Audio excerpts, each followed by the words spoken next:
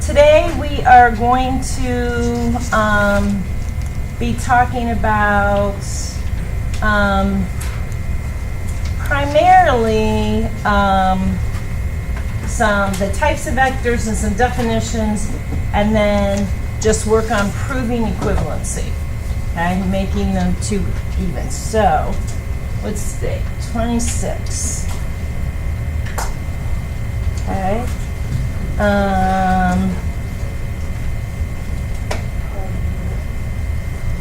7th period. All right, here we go. So, our topic is literally just an intro to vectors. Okay? We're just going to start with a whole lot of just definitions. Okay? So, first thing, what is the actual definition of vector?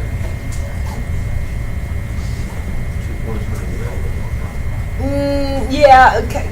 Off of the video, that's kind of what, it kind of is like that, but the technical is that it is a quantity. Okay? And I think that's what the hardest part to kind of wrap the head around is that you think of it like a triangle or a parallelogram, and it's a quantity. It's a measurement, okay? But it's a quantity that has both the magnitude,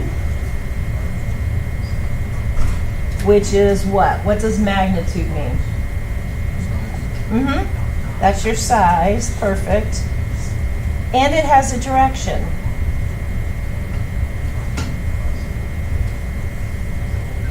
Okay? So it's not only about how big or little, but it's always which way it's going kind of thing. All right? If we use a geometrical representation, okay, it looks like a directed line segment. Okay? So P is called the initial point.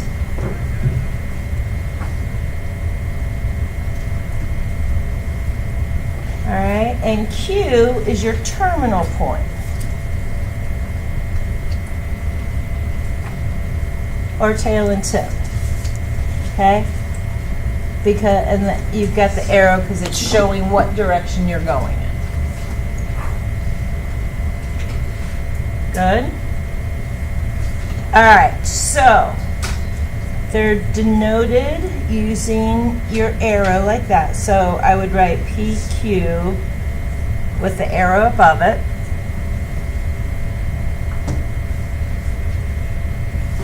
You also, because you have the P out here, you can list it as the line PQ.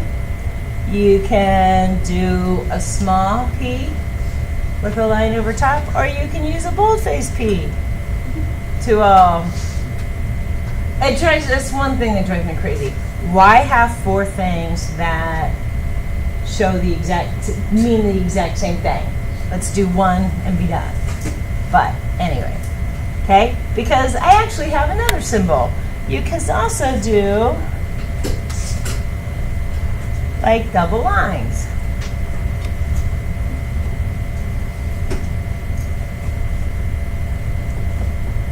Another symbol. All right, so if we have a vector that has a point of x1, y1, and a terminal point x2, y2, the magnitude can be found using your distance formula, which makes sense because if you have ordered pairs, then it's like being in the coordinate plane. Does that make sense? All right, so anybody remember what the distance formula is? R plus or minus the square root of dA minus b squared Am I on the right track? Or like D? I think you're combining the quadratic formula Oh. with the distance formula combined together. Oh. Well, that's a good try. But, because they both have the square root, but quadratic has the plus minus and the b squared. Is quadratic over? Yeah. Yeah. Okay, so distance formula. Okay. And this shows your magnitude of a vector is the square root of x2 minus x1 squared plus Oh, yeah, it's a lot easier. y2 minus y1 squared.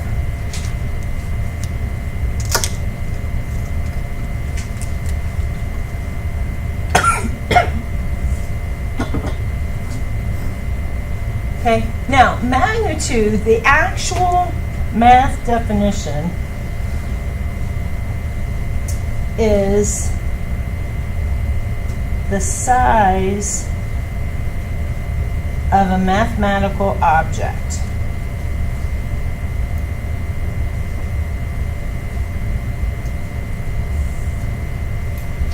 Okay, and so the magnitude basically is like a property. So remember when you were in geometry, oh, no groans, good. And we had all the properties of like, what's one property of a rectangle? Hmm? What's one property of a rectangle? Four sides. That's definitely one. It has four right angles, right? Those are all properties. Magnitude is the property that determines whether the object is larger or smaller. Okay?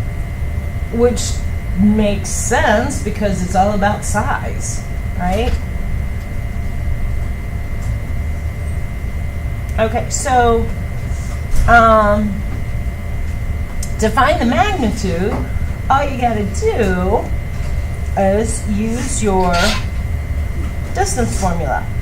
So I want to find the magnitude of AB. Okay, that's what all that little symbols means. Magnitude of AB, and which is a vector. So I have, which ones do we want? X1, Y1. Do we care? No, does it matter? All right, so let's do -7 minus 8 squared plus -2 plus 4 squared.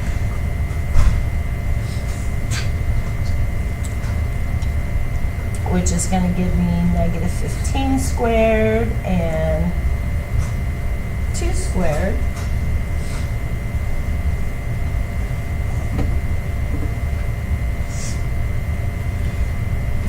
Which then gives me square root of 229.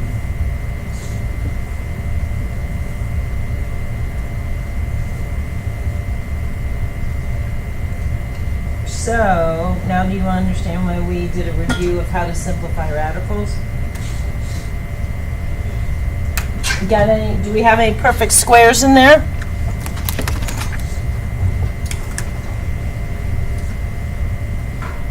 Anybody?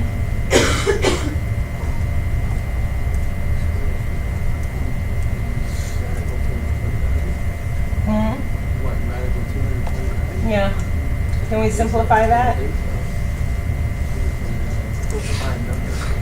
What happens if I get to one like this, and if I do just the square root of 229, that means it's going to be approximately 15.13. Would you agree with that? That means that if you have any perfect squares, it has to be below, like, it's gonna be like 4 or to be able to get pulled out. Because 4, 16. Does that make sense? So we only have 4, 9.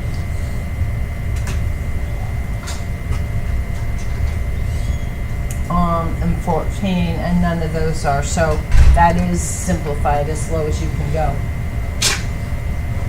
All right, how do I want to do number 2? What's my formula going to be?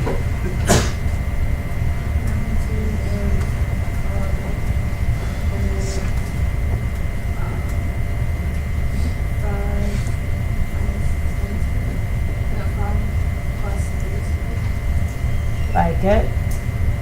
And then what?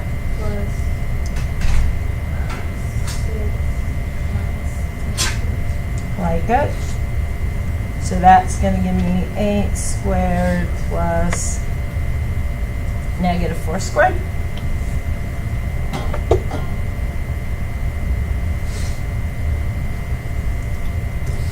Which is 80. Do I have some perfect squares in that one?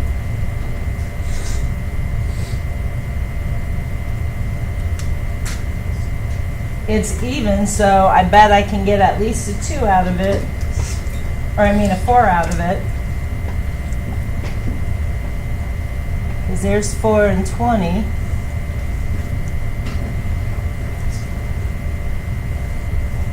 So I can simplify 2 4s.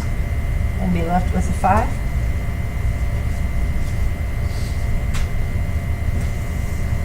Good? Want to do another one? Or do you feel yes? Is it the simplifying part that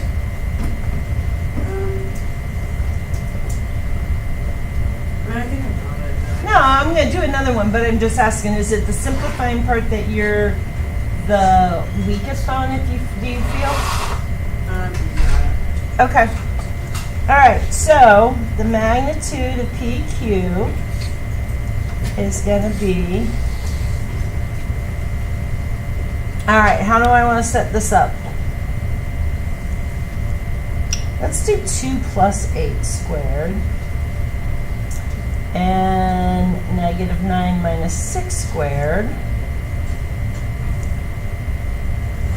which gives me 10 squared, and negative 15 squared,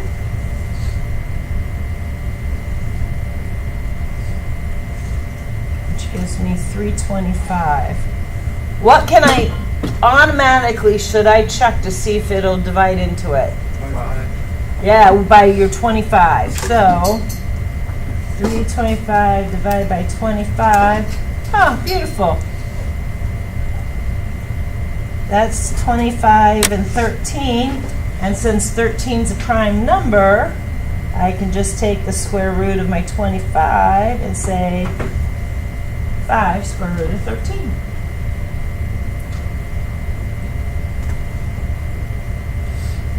Good? Okay, what do you think a zero vector is?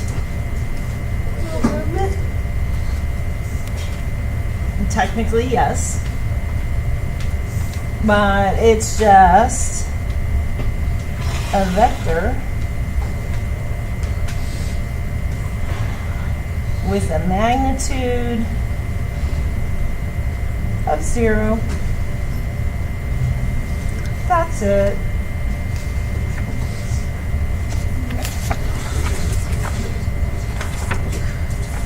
Okay. All right.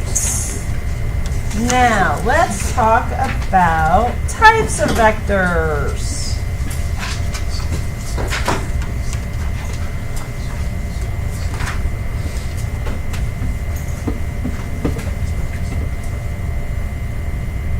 Okay. Now, when you're talking about the types of vectors, Um,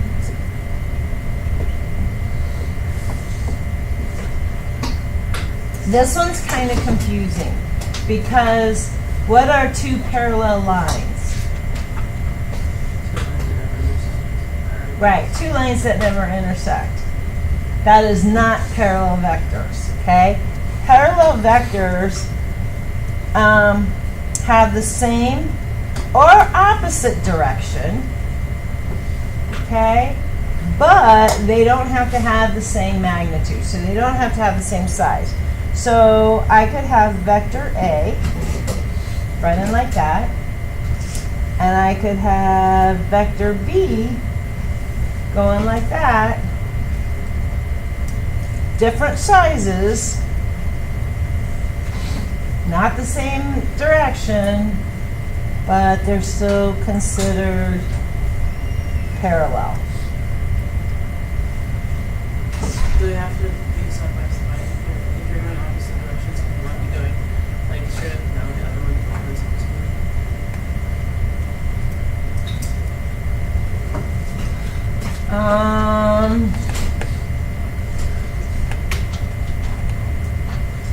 No, they have to be opposite direction. So like, oh, like if opposite. I'm going -4 this way, the opposite would be +4 the other way. Okay, does that make sense? Okay, good. All right, so equivalent vectors have the same magnitude and direction. Okay, so like if I have vector M and I have vector N, then M is the equivalent to N because they have both. Okay, and then opposite vectors, it's kind of like what James was just asking about, is like if I have U and I have V, V would be equal to like a -U. Because think about it from a number standpoint. If I have 4, opposites -4, so 4 would be equal to the -4. Two negatives make the positive. Does that make sense? Okay, so let's classify all of these. So we're looking for A and E. So I have A and I have E. Okay, do you think they're parallel, equivalent, or opposite?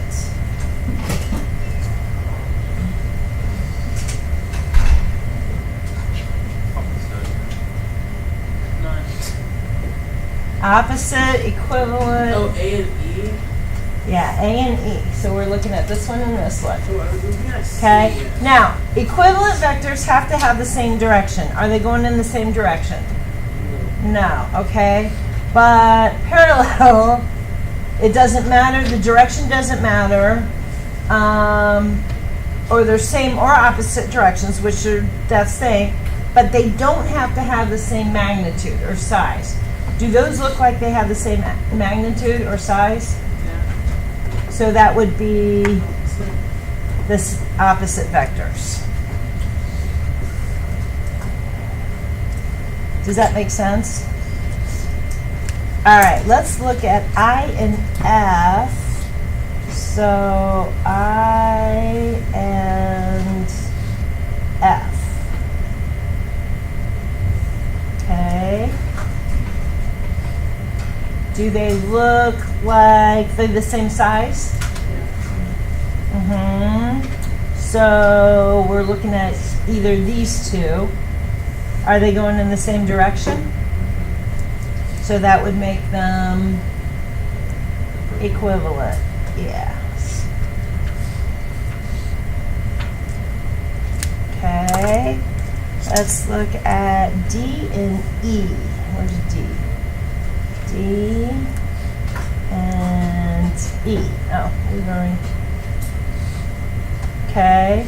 Are they going in the same direction? Yes.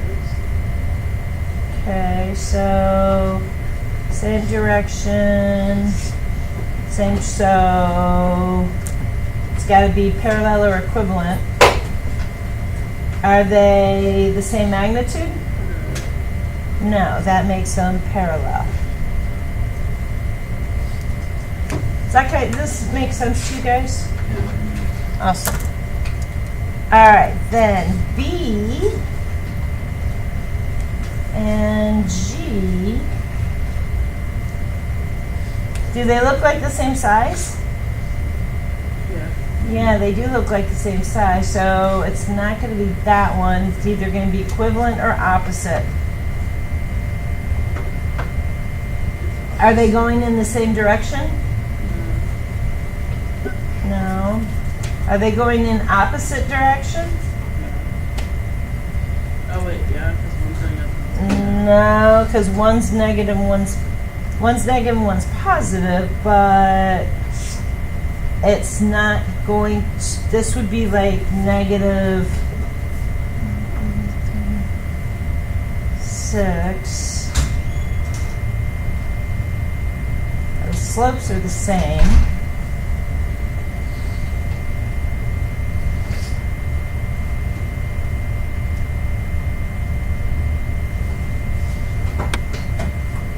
I don't know how, I'm trying to figure out how to describe this. Is it, 'cause If I had, like, B is going like that, right? Okay. Opposite direction would be going in that same downward, but it's going the other way. So, they're both going right. yes. So therefore, it's none. Does that make sense? All right, last but not least, C and H. We got C and we have H. And I just said this backwards. But these have same magnitude, they're the same size, and these are completely definitely in the opposite direction like we just talked about. So that would make them opposite vectors. Okay? All right, so last thing. Proving vectors are equivalent. So to prove, remember, our definition of the vectors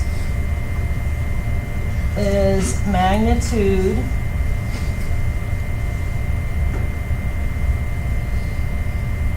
and direction.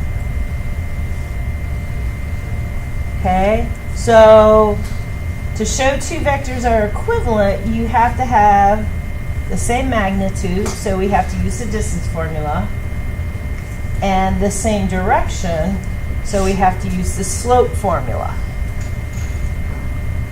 Who remembers the slope formula? Isn't it like those are y, like That's slope-intercept equation. What'd you say? oh, it's negative. minus 1. Yep. Okay, so y2 minus y1 over x2 minus x1. And then just for reference, our distance formula, help if I had it where you could see it, was x2 minus x1 and y2 minus y1. Okay? And so to say they're equivalent, you have to do both formulas. Okay, so for our first one, we're going to look at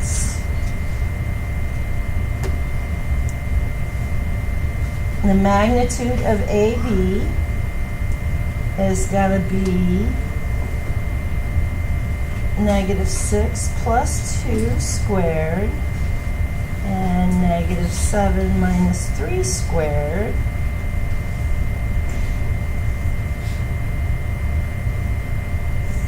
Which, when I plug and chug in my calculator, gives me the square root of 116.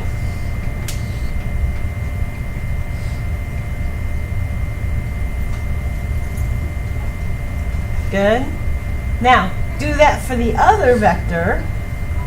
So the magnitude of CD is going to be 2 minus 6 squared and negative 10 minus 0 squared. So negative 4 squared is 16 plus 10 squared, which is 100. So I got 116. Awesome. So far, so good. Now, if I had gotten a different number there, what should I do? Just stop, because they're not equivalent. They have to have the same. All right? So now let's check our slope. So I'm going to have AB, the slope is going to be 3 plus 7 over negative 2 plus 6, which gives me 10 fourths, or 5 halves. And when I look at CD, I get 0 plus 10, 6 minus 2. So that makes them equivalent.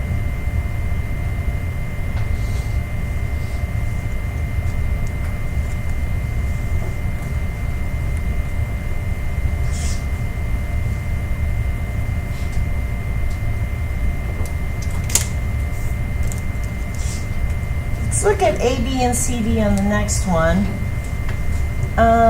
My slope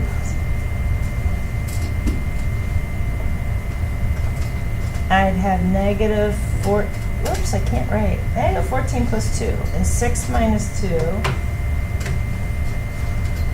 That's going to give me negative 12 over 4.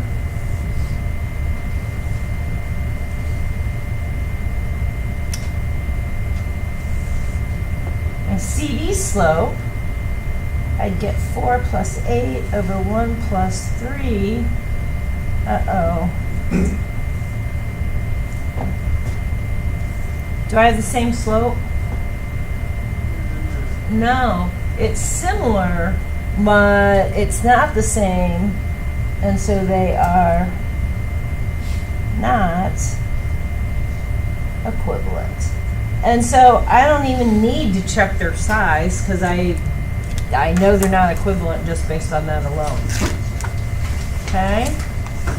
All right, so homework was, and I've got the one pack. Oh, I don't know if it's gonna, I want to say it's this next page, but I don't have, I've got the page that's all funky here. But it says, yeah, homework 1, introduction to vectors. So 1 through 10 is basically what we just did. And then we'll do the 11 through 20 tomorrow. Cool, cool? Questions? Comments? Life is good?